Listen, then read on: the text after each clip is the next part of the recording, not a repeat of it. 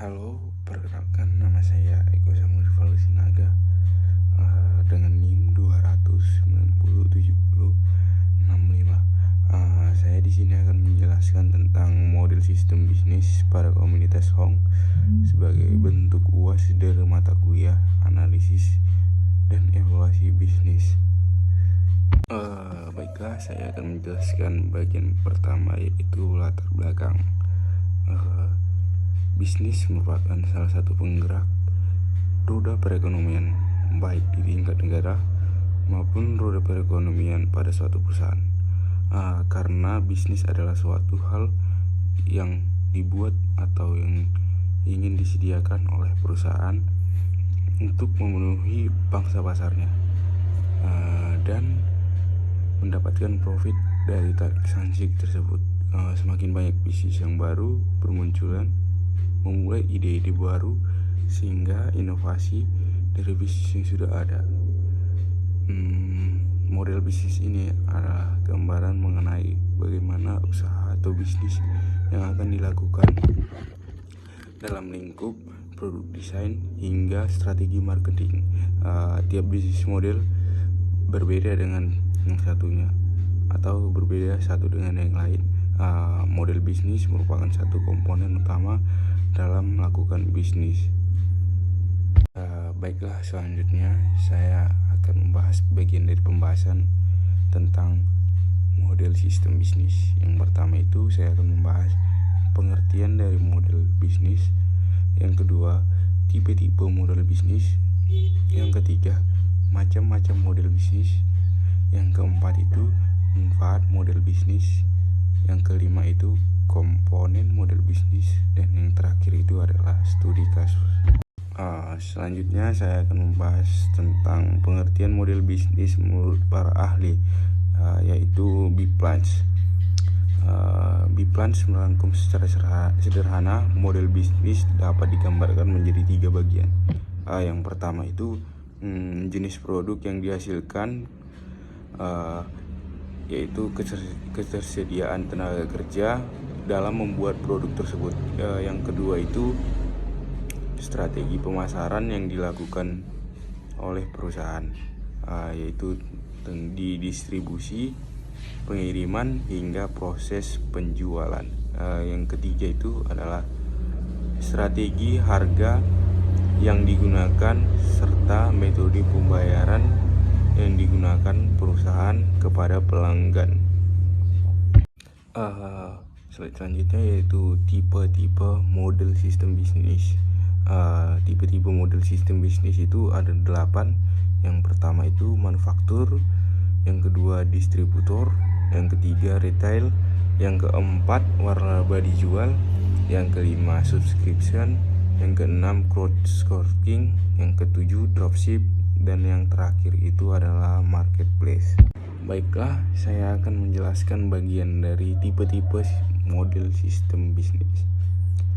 Yang pertama itu adalah business activity model, yaitu adalah suatu teknik analisis bisnis yang dapat digunakan untuk menemukan kesenjangan atau tumpang tindih antar aktivitas dalam rangka meningkatkan peluang bisnis atau untuk mengatasi aspek atau aktivitas bisnis yang kompleks secara mendalam.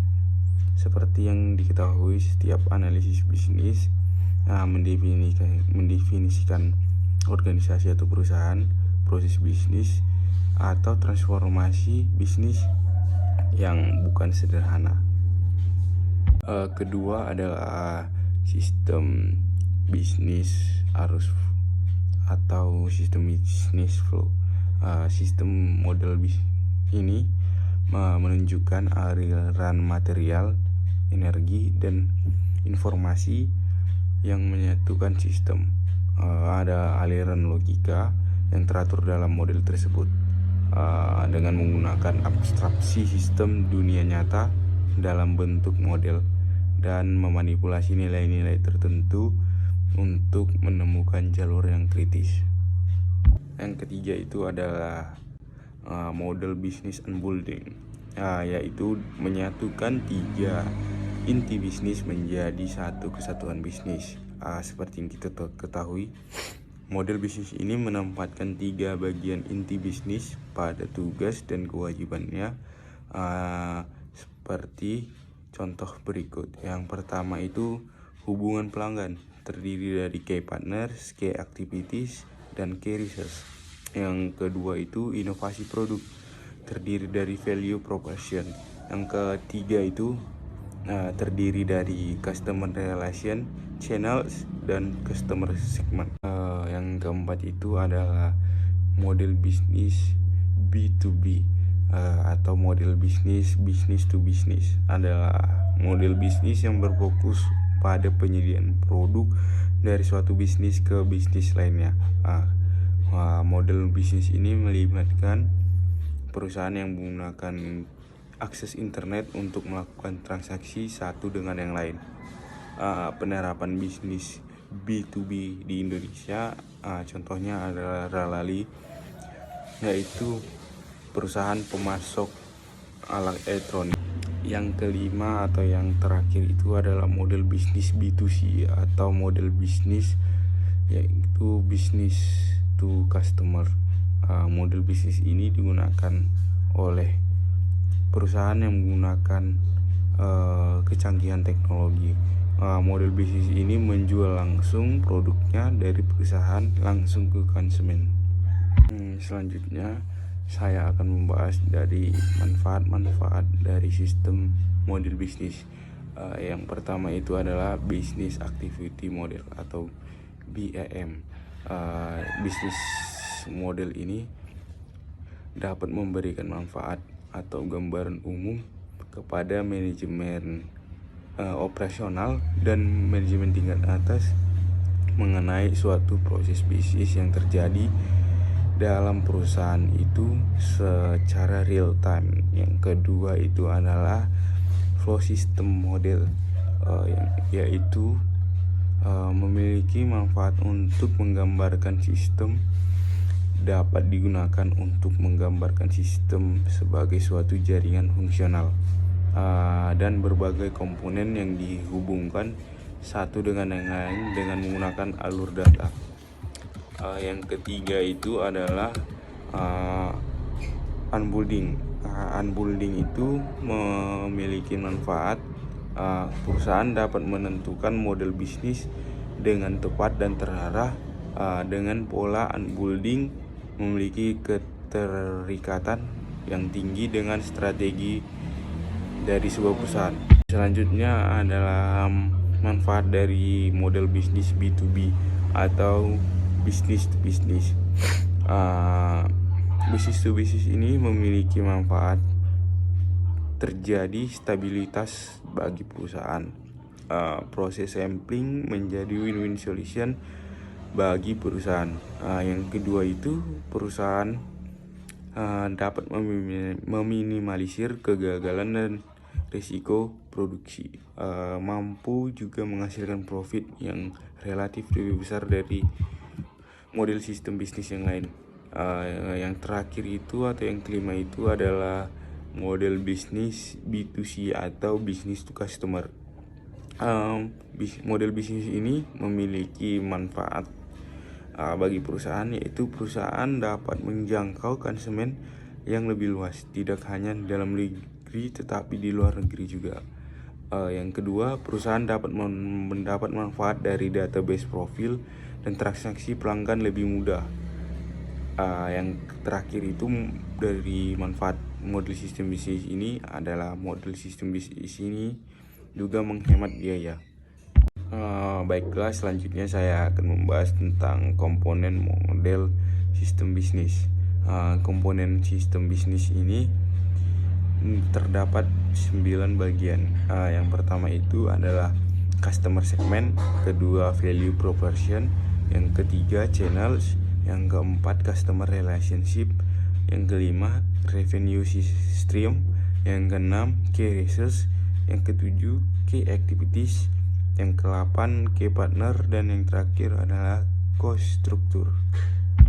Baiklah, saya akan menjelaskan slide terakhir atau slide studi kasus, yang dimana saya mengambil studi kasus dari komunitas Hong, yang dimana komunitas Hong ini didirikan oleh Muhammad Jaini Alif yang bergerak dalam seni dan budaya sejak tahun 1996. Dan kemudian pada tahun 2005 komunitas Hong berdiri dengan resmi yang beranggotakan 150 orang yang berasal dari masyarakat dengan tingkatan usia 9 sampai 90 tahun, dalam rangka mewujudkan misinya melestarikan permainan tradisional.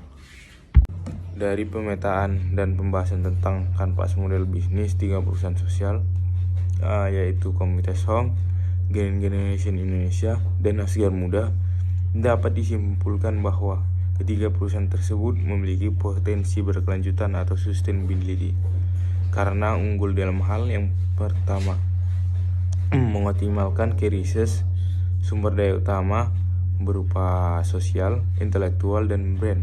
Yang kedua, menyelesaikan misi sosial dengan sisi bisnis merupakan inti, yaitu permainan, perusahaan, dan sosial.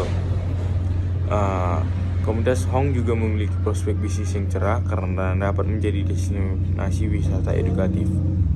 Yang ketiga, menghadirkan inovasi sosial yang membumi di masyarakat. Komunitas Hong mampu memperdayakan warga sekitarnya menjadi warga yang lebih produktif dengan memproduksi mainan, menjadi struktur latihan, dan mengelola usaha kuliner. Demikian hasil presentasi saya. Terima kasih bagi yang mau mendengarkan. Jika ada yang ingin bertanya, dapat bertanya di kolom komentar. Terima kasih.